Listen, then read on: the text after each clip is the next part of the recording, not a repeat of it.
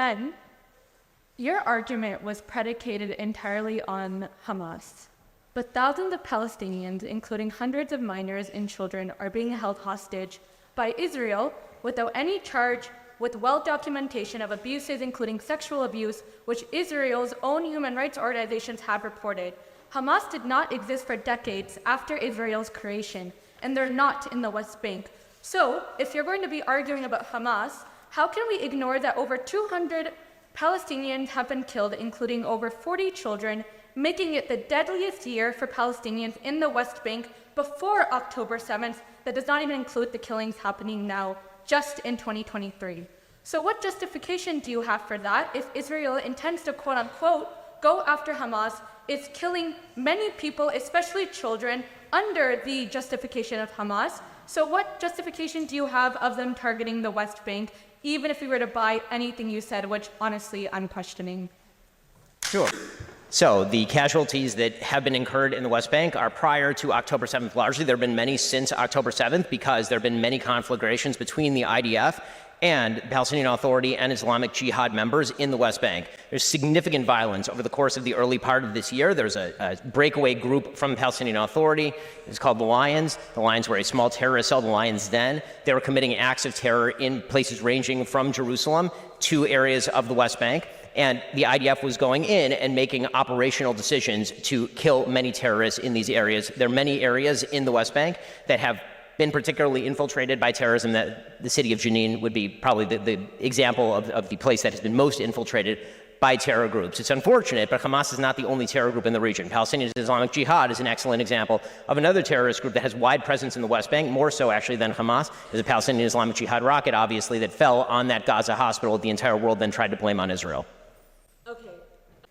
So if your entire argument, once again, is predicated on terror groups, what response do you have about the Great March of Return, which is a very well-documented incident where peacefully Palestinian civilians just marched to their own land that they have a right to go and return to, but they were killed, shot at, and murdered in cold blood?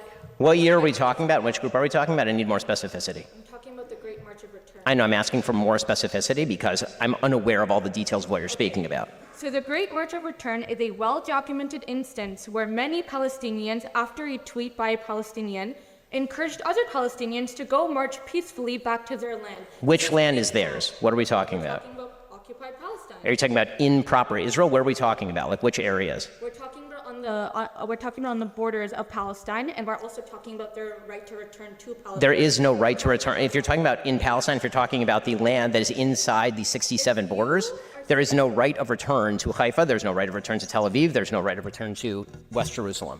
So you have to remember that there are many, many, many elders who are older than the state of Israel.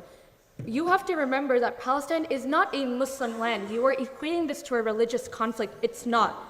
When Palestine, before it was occupied, you had Jews, Christians, and Muslims peacefully coexisting. Palestine is not a Muslim homeland. It's a land that existed where many people that are alive to this day are older than the state of Israel. So are you making the argument that any population of any time, all of their descendants now have a right to go back to the place that their great-great-great-great-great-grandfathers went? Great-great-great-grandfather. We have grandmothers. Okay, grandmothers, grandfathers. Is that the idea that you can walk across the lines of any sovereign state and simply claim the place that you said that you had, even though you never established property rights, and say the Jordanian West Bank, or you abandon this place in Haifa? So your claim is that right now people get to walk across the border of a sovereign nation and simply set up shop in Haifa? This is your claim? So so even if we were to buy what you're saying, which is obviously not true, I encourage you to Google about the Great March of Return, which was a peaceful resistance against a wrongful occupation of Palestine.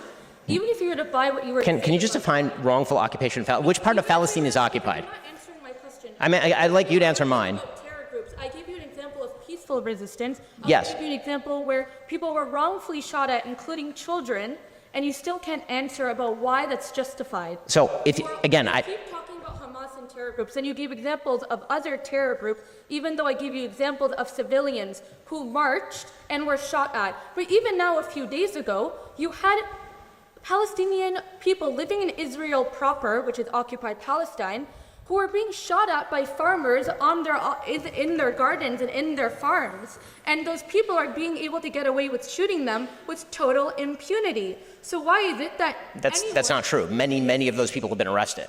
They're all currently sitting in Israeli jail. The settler that just shot at a Palestinian Have been farmer arrested. was not arrested. I encourage you to look into this. I did look into this morning. And can I please get one answer before you leave? Because this is an interesting conversation. Which part of Israel is occupied Palestine?